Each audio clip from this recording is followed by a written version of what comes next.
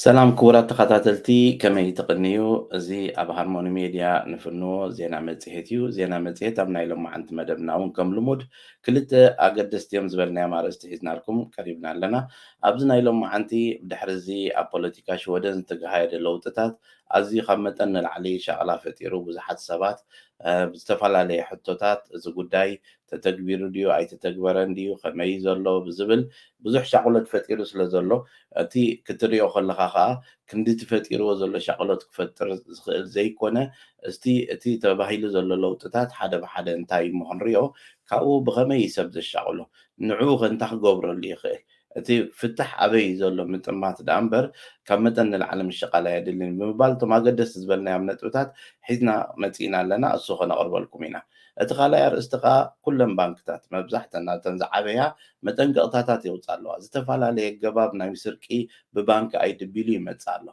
حجي حدش تزمت معبالتات نا الكتريك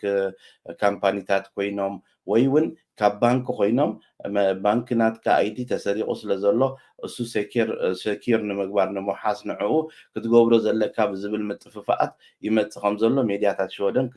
كزاربالو زقنيايو نعو كم مدب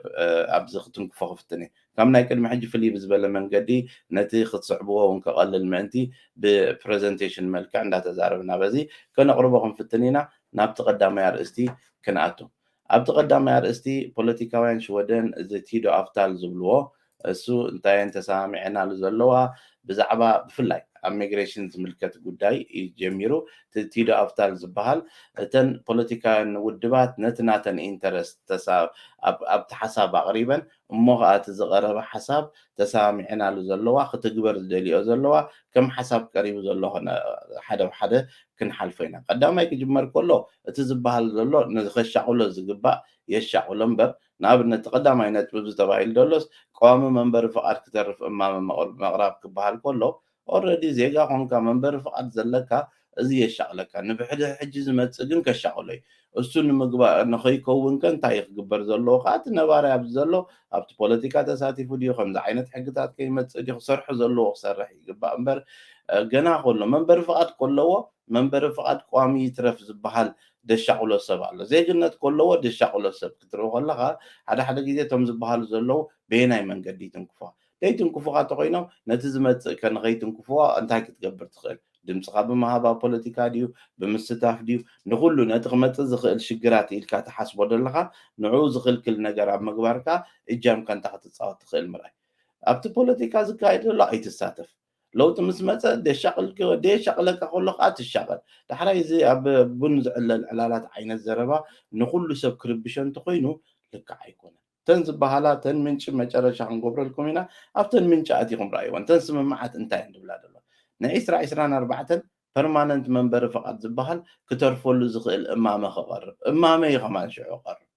ስለዚ ፐርማነንት መንበሪ ፍቃድ ክተርፍ እማመ መቕራብ ዝብል ሓደ ካብቲ ነጥብታት ኮይኑ ኣብ ናይ ኢሚግሬሽን ጥራይ ዝተሰማምዑ እየ ዘምፅእ ዘለኹ ካልእ እቲ ዝተፈላለዩ መንበሪ ፍቃዳት ናይ ምስሓብ ነገራት ክተኣታተው መንበሪ ፍቃድ ንምስሓብ መርመራ ክጅመር ብፍላይ ነቶም ረቋሒታት ዘየማ ኣለዉ እንታይ እዩ ሎሚ ኣነ ፖለቲካ ዕቑባ ወሲደ ኢሉ ሓደ ኣብዚ ብዙሕ ምክንያታት ኣምፅኡ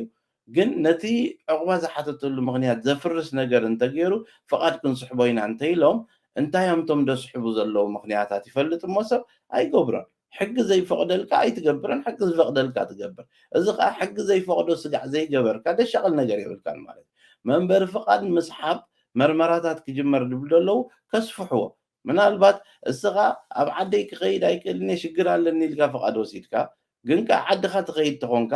እዚ ብመሰረቱ ክኸውን ዘይግብኦ እዩ ፍቃድካ ክንስሕቦ ኢና እንተኢሎም ይብልዎ ከዓ ኣለዉ እኮ እዮም ሕጂ ወላ እውን ከምዚ ከይተባሃለ ይበሃል ኣሎ ንዕኡ ከስፍሕዎ ዝደልዩ ስለዝኾኑ ዝያዳ ጥንቃቐ የድሊ እዚ ግን ነቲ ዘይተጠንቀቐ ኢዳ ከሻቅሎ ደለዎ እምበር ነቲ ዝጥንቀቕሞ ንምንታይ የሻቅሎ መንበሪ ፍቃድ ከስሕቡ ዝኽእሉ ምክንያታት ትሪኦም እሞ ኣይትገብሮምን እዚኣ እንተጌርካ ከዓ ዘሻቅለካ ነገር ኣይኩሉን ማለት እዩ ካብ ዝግባእ ንላዕሊ እቲ ጉዳይ ተጋኒኑ ሰባት የሻቅል ስለ ዘሎ እሞ ከሻቅል ዝግብኦን ዘይግብኦን ከሻቅል የብሉን ካብ ምባል ነቕርበልኩም ዘለና ነገር እዩ ካልእ እዚ እንታይ እዩ ነቶም ኣብ ውህደት ኣብቲ ሕብረተሰብ ዘይተዓወቱ ሰባት ነዊሕ ገይሮም ኣብዚ ግን ኣብቲ ሕብረተሰብ ዘይኣተዉ ናብ ዓዶም ተመሊሶም ንኽነብሩ ከታባብዕ ዝኽእል ፍልጠት ክህልዎም ምግባር ዳሕራይ ሓገዛት እውን ሂብካ ናብ ዓዶም ክምለስሉ ዝኽእሉ ኩነታት ምፍጣር ዝብልዎ ነገር ኣሎ ድሮ ኣብዚ ዓዲ ዕቑባ ሓቲቶም ንዘይተቐበሉ ንኽመልስዎም ዝሓስብዎ ዘለው መተባብዒ ገንዘብ ቅድሚ ሕጂ 40,000 ገለ ዝነበረ ስጋ 400,000 ገለ ብፅሕና ሂብና ክንመልሶም ዶ ዝብል ሓሳብ ዘቕረብዎ ኣሎ ኣብቲ ሓሳብ ኣብ ዝርዝር ግን ነቶም ሰባት ኣብ ውህደት ዘይተዓወቱ ናብ ዓዶም ክምለስሉ ዝኽእሉ ፍልጠት ከም ዝረኽቡ ምግባር ዝብል ሓደ ካብቲ ክሰርሕሉ ሓሲቦም ዘለው እዩ እንታይ ማለት እዚ እቲ ብድሌትካ ናብ ሃገርካ ናይ ምምላስ ተኽእሎ እንድሕር ዳ ኩነታት ዝፈጥር ኮይኑ እሞ ከዓ ኣብ ድሌትካ ተመርኪሱ ፍልጠት ተዋሂቡካ እሞ ከዓ መበገሲ ዝኸውን ገንዘብ ተዋሂብዎ ክኸይድ ዝኽእል እንተኮይኑ ዝብል ዝርዝር ኣሎ እሱ ማለት ኣብቲ ዝርዝር ክረኣይ ዝኽእል እዩ ካልእ ዜግነት ንምርካብ ዘሎ ኣገባብ ፎኪስ ስለ ዘሎ ክተርር ኣለዎ ይብሉ ኣለዉ እሱ ከዓ እንታይ እዩ ነብስኻ ምኽኣል ብቁጠባ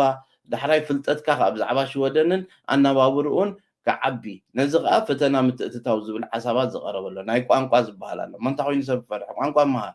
ናይ ዕድመ ዝዓበዩ ዝኾይኑ ክመሃሩ ዘይክእሉ ሕድገታት ይግበር እዩ ኣብ ኩሉ እዚ እኮ ኣብ ካናዳ ኣሎ ኣብ በዓል ጀርመን ኣሎ ኣብ ካልእ ሃገራት እኮ ኣሎ ናይ ቋንቋ ፈተና ገና ተመሪዕኻ ክትመፅእ ከለኻ ኣብቲ ሃገር ከለኻ ከማን ፈተና ትወስዶ ኣሎ ስለዚ እዚ ከምዚ ዓይነታት ፈተና ነቲ ዓዲ ዝያዳ ንክትፈልጦ ዝገብረካ ደኣ እምበር ከሻቕለካ ዝግባእ ኣይኮነን ነዚ ንምምላስ ከዓ ብትግርኛ ዝተዳለወ ከዓ ማልያ ዘይብሉ ዌብሳይታት ኣሎ ከምቲ ቅድሚ ሕጂ ኩሉ ሻዕ ዝሕብሮ ዝነበርኩ እኒ ስቶክሆልም.ኤስ ዝበሃል ዌብሳይት እንተኣቲና ቅድሚ ሕጂ ገሊፀ ነይረ ኣብኡስ ብትግርኛ ኩሉ ኣሎ ከሻቕል ዘይብሉ ኖርማል እቲ ፖለቲካ ከመይ ይሰርሕ ቁጠባ ከመይ ይሰርሕ እቲ ሃገር ከመይ ይሰርሕ ፈሊጥካ ክትከውን ዜጋ ዶ ከይበልፅ ቋንቋ ሽወደናዊ ዜጋ ኮንካ ፓስፖርት ሒዝካ ሽወደን ቋንቋ ዘይትዛረብ ተኾንካ ንቡር ድዩ ስለዚ እዚ ምናልባት እንተተገብረ እውን ከም ፅቡቅ ፖዘቲቭ ወሰኽ ጌርካ እንተሪኢኻዮ ከሻቕል ዝግብኦ ኣይኮነ ሰብ ግን እንታይ ይብል ገና መዓልቲ ኣይኣኽልን እሞ እቲ ሕጊ ከይተቐየረ ዶ ሕጂ ክመልክት ዜግነት ኢሎም ዶ እንታይ ማለት እዩ ንኸይትፈልጥ ትፅዕር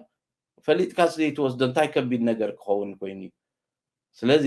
እዚ ከሻቕል ዝግብኦ ነገር ዘይኮነ ዝያዳ ፈሊጥካ ዝያዳ ነቲ ሕብረተሰብ በቂዕካዮ ንኽትኣቱ ዝገብር ስለ ዝኾነ ሕጊ ናይ ዜግነት ምህትራር ዝበሃል ዘሎ ነብስኻ ብቁጠባ ምኽኣል ገለ ዝበሃል ዘሎ ከም ረቑሒታት ዘእትውዎ ዘለዉ እዚ ከዓ ኣቐዲሙ ዝማተማለ እዩ ቀዋሚ መንበሪ ፍቓድ ንኽትረክብ ነብስኻ ቁጠባ ክትክእል ዝብል ረቑሒ ኣሎ ስለዚ ኣብኡ ማሊእካ ኣለኻ እቲ ናይ ቁጠባ ማለት እዩ እቲ ካልኣይ ከዓኒ እቲ ብዛዕባ እቲ ዓዲ ክትፈልጦ ዝግባእ ምፍላጥ ማለት እዩ ወላ እንዳሰራሕካ እውን ቋንቋ ክትመሃር ምፍላጥ ማለት እዩ ስለዚ ካብቲ ዝግባእ ንላዕሊ ከይንሻቐለሉ እቲ ሓደ ርእቶና እቲ ካልእ ምናልባት እዚኣ ቁሩብ ትርር ዝበለት ናይ ፋሚሊ ምጥርናፍ ኣብ ዘሎ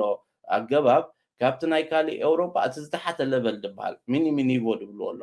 ናብኡ ደረጃ ክነውርዶ ማለት እዩ ኣዝዩ ጠለባት የዕብይልካ ናይ ፓስፖርት ቁፅፅር የትርርዎ ብዙሕ ሰብ ከም ደይመፅእ ንምንታይ እዮም ከምኡ ዝገብሩ ዘለው ብፋሚሊ ምጥርናፍ ዝመፅእ ይበዝሕ ስለ ዘሎ ሓደ ሰብ መፅኡ ፍቓድ ምስ ወሰደ ኣብዚ ደምፆም ስለ ዝበዝሑ ዘለው እዚ ከም ሸቐላ ከም ሓሳብ ይኾኖም ስለ ዘሎ እዩ ነዚ ከዓኒ ምናልባት ከም ርእቶ ክንዛረበሉ ንኽእል እንታይ እዩ ክግበር ዘለዎ ንሕና ነዚ ዝብልዎ ዘለው ነገራት የትርርዎ ተለው ኣበይ ኣበይ ዝተርር ዘሎ ነቲ ሰብ ነጊርካ እቲ ከማልኦ ዝግባእ ነገር ኣማልዩ ንክመፅእ ዝኽእለሉ ኩነታት ምግባር ኢንፎርሜሽን ኢዝ ፓወር እሱ እዩ እቲ ሓይሊ እዩ ሓበሬታ እዚ ዝበሃል ኣሎ ምሽ እወ እዚ ከይትንክፎ ሰብ እንታይ ክገብር ኣለዎ ከዓ ማዕረ ማዕረ ጎይኻ ክትሰርሓ ክትዳለወሉ ደልክ ይኸውን ማለት እዩ ካልእ እቲ ቅድሚ ሕጂ ሽወደናዊ ዜጋ ዝኾነ ሰብ ንኣብነት ዜግነቱ ኣይሰሓብን እዩ ነይሩ ስጋ ሕጂ ብድሕሪ ሕጂ ወላ ብሓሶት ግራውንድ ወሲዱ እንተኮይኑ ኣብ ገበናት ተኣትዩ ኣብ ጥሩፍ ዝኾነ ምንቅስቃሳት ተኸይዱ ኣብ ገበናት እንተተሳቲፉ ክሰሓበሉ ዝኽእል ዜግነቱ ተሳሒቡ ካብ ሽወደን ክስጎገሉ ዝኽእል ኣገባብ ነዚ ከዓ ከም ክዓቢ ወይ ክፍሕዎ ከዓ መደብ ኣሎ እዚ ሕጂ ኣብ ገበን ዘይተኣቱ ገበን ዘይራኽበካ ገለ እንተኮይኑ ደሻቕለካ የለን ግን ኣትሊስት ናብቲ ዝበሃል ዘሎ ገበናት ዝኣተወ ሰብ ስቲል ስጋ ሕጂ እንታይ ገበን ኣትዩ ይፍረድ እሞ ግን ድሕሪ ፍርዱ ናብ ዓዱ ክምለስ ኣይክእልን እዩ ተባሂሉ ከዓ ዝረኣይ ነይሩ ነዚታት ክሓልፍዎ ዝደልዩ ዘለዉ ይመስሉ እዚ ከዓ እቲ የማናይ ሸነኽ ናይ ፖለቲካ እንዳሰዓረ መፅእ ስለ ዘሎ ምናልባት ነዚ እውን ዳርጋ ኩሎም ዝርዕምሉ ክኸውን እዩ እዚ ግን እቲ ብገበን ዝኣተዎ ወይ ኣብ ገበን ዘጋጠመ ሰብ ስለ ዝኾነ ምናልባት ናይ ገበን ምቕናስ ኣገባባት እውን ክኸውን ይኽእል እዩ እንድሕር ደኣ ገበናት ተጌርናስ ክንስጎግ ኢና ኢሉ ሓሲቡ እዚ ግን ምናልባት ኣብቲ ክትዕ ናይ መሰል ክትመፅእ ከለኻ ንሓደ መበቆሊ ወደናዊ ዝኾነ ገበን ተገይሩ ከንታይ ትገብሮ ዝብል ክመፅእ እዩ ብዙሕ ሕቶታት ክህሉ እዩ ንሓደ ዜጋ ዝኾነ ሰብ ዜግነቱ ክትስሕብ ትኽእል ተኾንካ ንሓደ መበቆሊ ወደናዊ ዝኾነ ዝብል ክትዓት እውን ከልዕል ምዃኑ ንመጻኢ ርዱእ እዩ ናብቲ ዝቕፅል ዝበልዎ ነጥቢ ብስራሕ ናይ ዝውሰዱ መንበሪ ኩነታት ምፅራይ ማለት እዩ ዝያዳ ኦትሬዳ ካርትሌጋ ክገብሩ ማለት እዩ እዚ ምናልባት ኣትሪሮሞ ደለዉ ክፋል ሓደ ቅድሚ ሕጂ ኣብዚ ኮይኑ ብናይ ስራሕ ዘመልክት ሰብ 13,000 ካብኡ ንላዕሊ እንተለዎ ደሞዝ ካልእ ዝሓትዎ ነገር ኣይነበረ 4 ወርሒ ዝሰርሐ ክኸውን ኣለዎ ገለ እዚ ናብ 30,000 ሓፍ ኣብልዎ ኣለዎ which is ክኸብድ እዩ እንታይ ማለት እዩ ፕሮፌሽናልስ ጥራሕ ከምፁ ይደልዩ ንፕሮፌሽናልስ ጥራሕ ብሙዮኦም ዝመፁ ልዕል ዝበለ ክፍሊት ዘለዎም ንዕኦም ጥራሕ ናይ ምድላይ ኣንፈት ማለት እዩ እዚ ነቲ ዕቑባ ሓቲቱ ነይሩ ተኸልኪሉ ብስራሕ ፍቓድ ዝወስድ ዝነበረ ክፋል ነዚ ቁሩብ ክኽልክሎ እዩ ከትርረሎም እዩ ነዚ ከዓ ምናልባት 30,000 ገንዘብ ከተእቱ ቀሊል ኣይኮነን እዚ ኦልሬዲ ዘሎ እዩ ናይቶም ፋሚሊ ዝጥርንፉ ካብ ደገ ከምኡ እዩ ነይሩ እቲ ልቋሒታት በቃ ተደሚሩ ከክንቶም ዘለዉ ቆልዑትን ብዝሒ ስድራኻን ይውስኽ ነይሩ ናይ ኣብዚ ኮይኖም ኣብኡ ከለዉ ናይ ስራሕ ፍቓድ ዝሓቱ መንበሪ ብዕቑባ መፅኦም ዝነበሩ ግን ትሕት ዝበለ ጠለቢ ነይሩ ንዕኡ ሓፍ ናይ ምባል መስርሕ ክወስዱ ብናይ ስራሕ ንዝመፁ ፕሮፌሽናልስ ክኾኑሉ ዝኽእሉ መንገዲ ንምጥጣሕ ተባሂሉ ዝተገብረ እዩ ካልእ ሓደሽቲ ዝመፁ ገና ኒኣን ሌንዳ ኣውቶማቲክ መሰል ኣለዎም ሕጂ ብዙሕ ነገራት ናይ ፎርሸክሪን ካሳ ናይ ባርንቢ ድራግ ናይ ገለ እዚ ሳይግብኦም ክግብኦም የብሉን ዝብል ርእቶ እዩ ዘለዎም መርመራ ክካየድ ብዛዕባኡ ብሉ ኣለዎ ምፅእ ኢሎምስ መሰል ከይህልዎ ንዜጋ ዘለዎ መሰልን ንነባራይ ዘለዎ መሰልን ክፋላለ ኣለዎ ዝብል ርእቶ ዘቕርብሉ ዘለዉ እዩ እዚ ሓደ እዚ ከዓ ምናልባት ገና ኩሉ ሻዕ ግን ምርመራ ክካየድን ገለ እንዳተባሃለ ከምዚ ምፅእ ኢሉ ሓደ መዓልቲ ሓደ ዝውስኖ ነገር ኣይኮነን ናቱ ሕጋዊ መስርሕ ክሓልፍ እዩ ኣብ ድምፂ ክቐርብ እዩ ክትዓት ክካየደሉ እዩ ብዙሕ ነገራት ዝካየድ ስለ ዘሎ እቲ ሰባት ብዕላል ደረጃ ዝርበሽሉ ዘለዉ ገና ዘይተተግበረ ንክትግበር ከዓ ብዙሕ ክሓልፎ ዘለዎ መስርሕ ዘለዎ ምዃኑ ከዓ ደይምስንጋዕ እንዳበልና ናብታ ካልኣይ ክፋል ናይቲ ኣርእስትና ክንኣቱ ኢና ኣብዚ ካልኣይ ክፋል ናይ ኣርእስትና ከዓ ትቐንዲ ንዛረበሉ ጉዳይ ኣብ ዝሓለፈ መደብና እውን ዘቕረብናዮ ሕጂ ግን ኣዝዩ መጠን ስኢኑ ዓብይ ስለ ዘሎ ብብዙሓት ስለ ዝበሃል ዘሎ ብወላተን ባንክታት ባዕለን ይሻቐላሉ ስለ ዝጀመራ ክእረም ኣለዎ ንብሎ እንታይ እዩ ሰባት ባንኪ ኣይዲ ክጥቀሙ ከለዉ ንምንታይ ይጥቀሙሉ ኣበየናይ ቦታ ንዘይፈልጥዎም ሰባት ብቴሌፎን ደው ኢሎም ባንኪ ኣይድኻ ተሰሪቑሎ ከምዚ ኮይኑሎ ንዕኡ ከነውሕሰልካ ከምዝግበር ገለ ዝብሉ መጣለልቲ ብዙሓት እዮም ናይ ፋክቱራ ናይ ኤሌክትሪክ ኢሎም ይሰዱልካ ብኸምኡን ብካልእ ኣገባባትን ዝመፅእ ዘሎ ብዙሕ ሕቶታት ክኸውን ዘይግብኦ እዩ እሞ ንዕኡ ክትንቀቕሉ ብምባል እተን ባንክታት ኣውፅአንኦ ዘለዋ ሓበሬታ ንርኣይ እዚ ኣብ ሚድያታት ተባሂሉ ዘሎ እዩ እዚ እንታይ እዩ ባንኪ ኣይዲ እንታይ የጠንቅቑ ኣለዉ እቶም ባንክታት እቲ ንህብለኩም ሓበሬታ ተኸታተልዎ ምክንያቱ ሓድሽ ኣገባብ ናይ ኤስኤምኤስ ገይሮም መጣለሊ ይሰዱ ኣለዉ ሕጂ ኤስኤምኤስ ይሰዱልካ እሞ ወይ ከዓ ይድውሉልካ እዘን ኣብቲ ባንኪ ኣይዲኻ ኣቲኻ ከምዝግበር ምክንያቱ ባንኪ ኣይዲኻ ተሰሪቑሎ ንዕኡ ከነውሕሰልካ ዝብሉ ናይ ኤሌክትሪክ እውን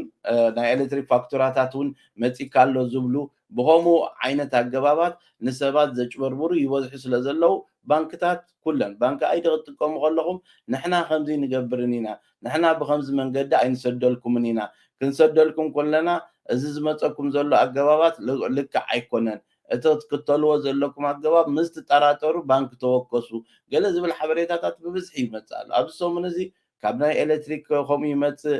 ገለ ተዓዊትካ ኣለካ ባንኪ ኣይዲ ክፈተልና ክንሰደልካ ሽልማት ትብሉ ብዙሕ ነገር ኣሎ ዘይትፈልጥዎ ኣካል ደው ኢሉ ብቋንቋ ሕፅረት ከማን ሽግር እንተለኩም ኣይትመልስሉ ናይ ባንኪ ጉዳይ ተኮይኑ ናብታ ባንኪ ብኣካል ኪዱ ምክንያቱ እዚ ናይ ምጭብርባር ነገር ይበዝሕ ስለ ዘሎ ትናትና ተኸታታላይ መብዛሕትኡ ከዓ ኣብቲ ናይ ዲጂታል ዓለም ብዙሕ ኣፍልጦ ዘይብሉ እውን ስለ ዘሎ ብዕድመ ድፍእ ዘበሉ ናብቲ ቴክኖሎጂ ዘይቀረቡ ብስድራ ምጥርናፍ ዝመፁ ብዙሓት ባንኪ ኣይዲ ግን መዓልታዊ ኣብ ሂወቶም ዝጥቀምሉ ዘለዉ ሰባት ግዳያት ክኾኑ ስለ ዝኽእሉ እዚ ናይ ባንኪ ኣይዲ ነገር ብባንኪ ኣይዲ ገለ ዝምልከት ክብልኹም ከለዉ ግርህ ኢልኩም ኣይትግበርዎ ወላ ኣርቤስ ፎርሜሊን ወላ ሜግራ ኮንስፈርከት ወላ ባንኪ ወላ ገለ ግድን ከምኡ ግበር ኣይብለካኒ ተጠራጢርካ ብኣካል ክመፅእ የበሎ ብኣካል ኬድካ ብኣ ግበራ እንድሕር ዳ ዘይትፈልጦ ርግፀኛ ዘይኮንካ ነገር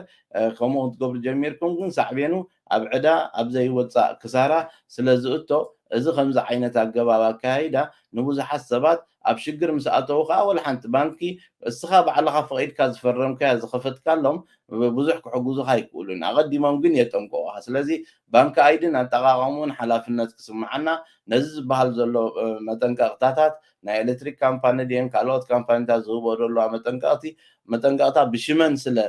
ይጭብርበር ዘሎ ነዚ ክንከታተሉ ይግባእ እንዳበልና ናይ ሎሚ ሓንቲ ዘቕረብናያ መደብ ኣብዚ ክንዛዝም ኢና ኣብ ቀጻሊ ብተመሳሳሊ ትሕዝቶ ስጋዕ ንራኸብ ሰላም ቀኒያት ሃርሞኒ ሚድያ ዕለተ ልደት መርዓ መመረቕታን ካልኦት ኣገደስቲ ዝኾኑ ናይ ፈተውትኹምን መቕረብትኹምን ምድላዋት ናይ እንቋዕ ሓጎሰኩምን እንቋዕ ኣብቅዓኩምን መልእኽትታት ንምምሕልላፍ ዘኽእለኩም መደብ ጀሚርና ከም ዘለና በዚ ኣጋጣሚ እዚ ንኹልኹም ተኸታተልቲ ሃርሞኒ ሚድያ ንሕብር ንኹልኹም ፈተውትኹምን መቕረብትኹምን እንቋዕ ኣብቅዓኩም ንምባል ኣብ ትደልይሉ እዋን ሃርሞኒ ሚድያ ዕድል ከፊትልኩም ስለ ዘሎ ተጠቀምሉ